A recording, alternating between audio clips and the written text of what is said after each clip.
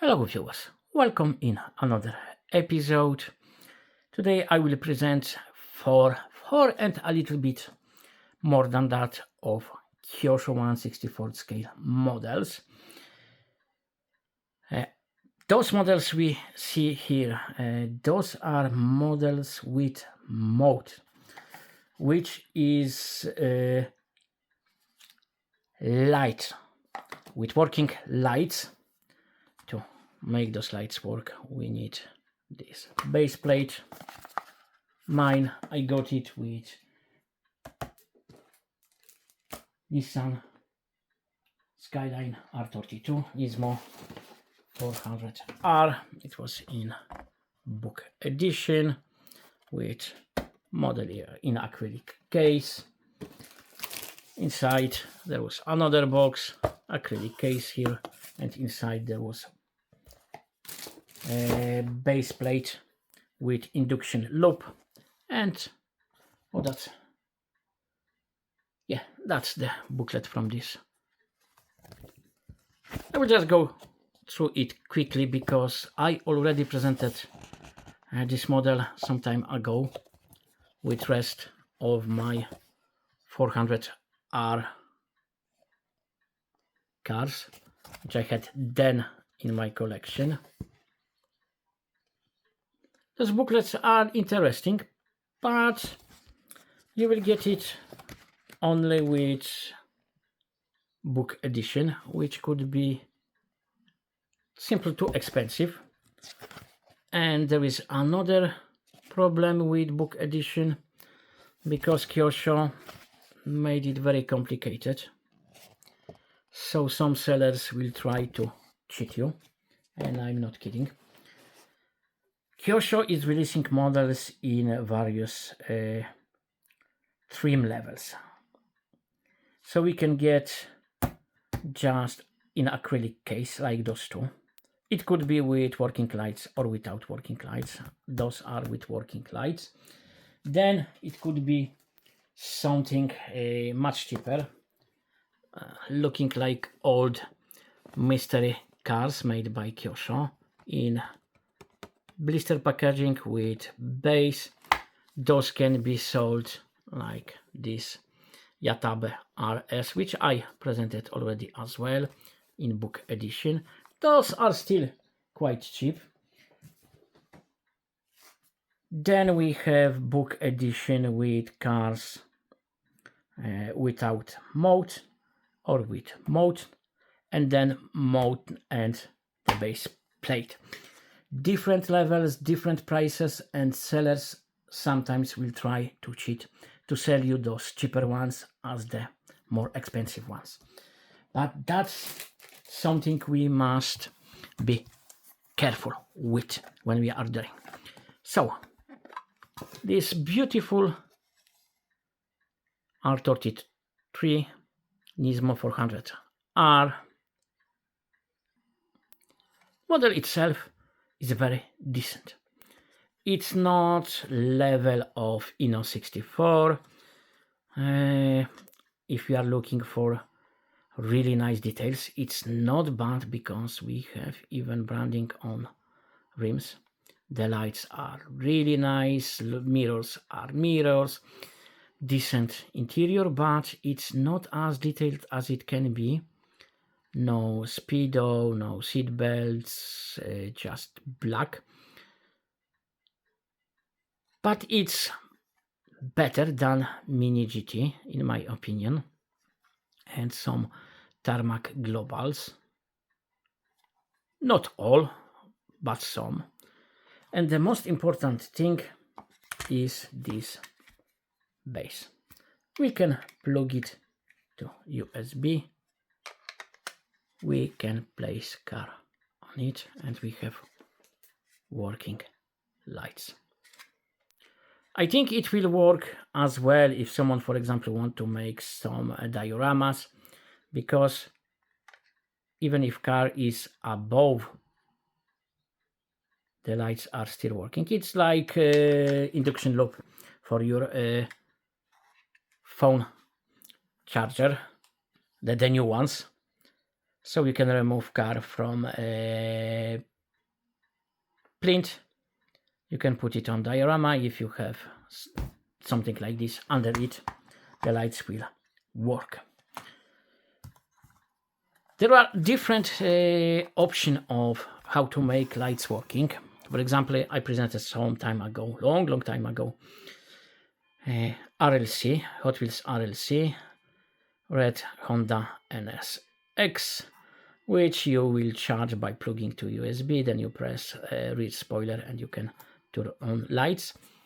The problem is with time that battery will stop working,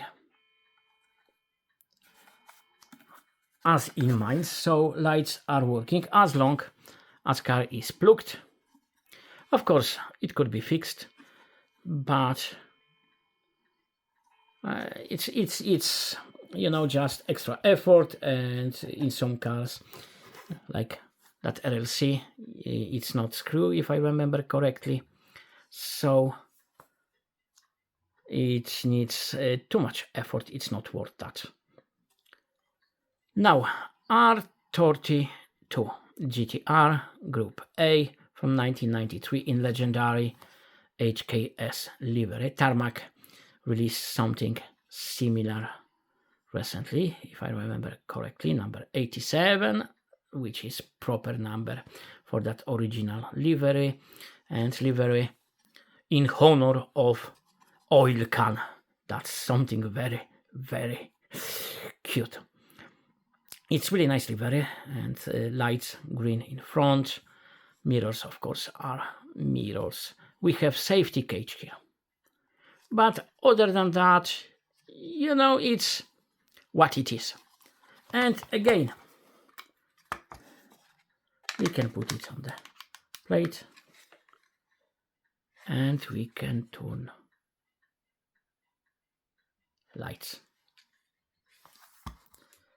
I have one more of those, a little bit older because it's 1990 Hasemi Motor Sport in Castrol livery. I think I like it even more than HKS. Both those R32s I bought simple as acrylic case edition. They weren't that expensive. They were cheaper than Hobby 64 from Tarmac, which is still on expensive side, but lights. Very nice gadget called lights. Apart from livery and color of headlamps, I think those are same, and of course rims. Very nice model, and I love Castrol livery. Now you can see even, you know, how detailed lights are. We have those lines which should help to light road ahead properly. And now time to present last model today, which is Japanese, but it's not Nissan. Subaru WRX from NBR Challenge 2024. Those were sold, I think 2023 as well. And my warning about being very careful while buying those book edition, because I bought it as book edition, is based on this one, and model one of my friends bought. This is really nice edition. You know, I love those book edition. Those are fantastically protected, because look at this box with foam, so no risk to damage. It's much more better protected than regular one. The problem, mine was sold on AliExpress in, again, various trims. You could buy those with a model in acrylic case and separate base, and I chose that one. That was the most expensive option. There was another option in similar packaging but without that extra base, and you could buy just acrylic case edition. So I bought the most expensive one. Luckily, I'm experienced enough with AliExpress to take pictures and screenshots of whatever I'm ordering, because I received the one without that extra base. I got refund, but you can see how easy it is for charging you more than you should be charged. Again, very nice booklet. This one I would say is even more interesting than the one with R32, because if you are motorsport fan and if you love those cars, those teams, you will get something extra. Fantastic pictures, some interviews, some extra information. If you just like nice cars with gadgets, then probably you can skip this lower risk of getting scammed, and you'll be happy anyway. Those pictures are very, very nice. This model, I would say, from graphic point of view, is the best of those we will see. The paint job on this one is outstanding.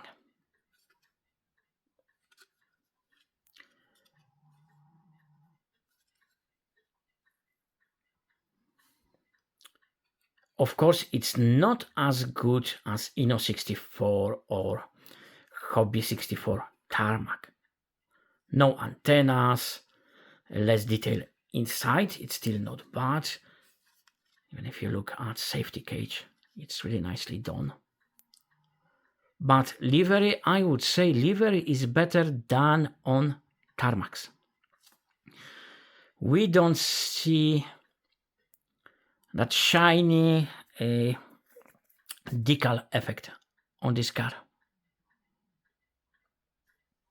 which is very important because most of that surface should be matte apart from roof.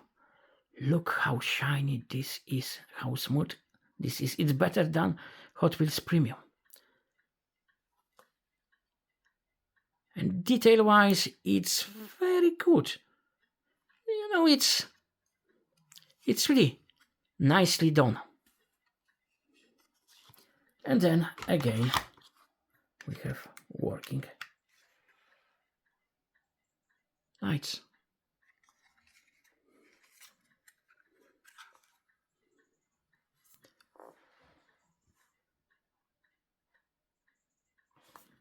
So, if someone likes gadgets, then I hope I presented you interesting option.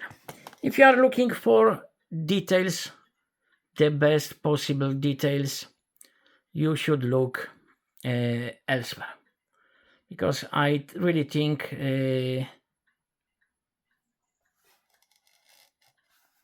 if you of course can get those in those liveries and version. With HKS, I think Tarmac is offering something similar. With the rest, Tomica is offering something similar to 400R Inno 64, which I think is the best offer if we are talking about 1/64 scale diecast models. There is Pop Race. I presented some in my old video. But if you like gadgets, If you, I don't think, unless you are really rich and you can afford those, because those are more expensive than just regular same version from Kyosho without working lights. But this is valid option depending what we are looking for. But that's all for this video. I hope you found it interesting. Thank you for your attention and see you soon. Bye bye.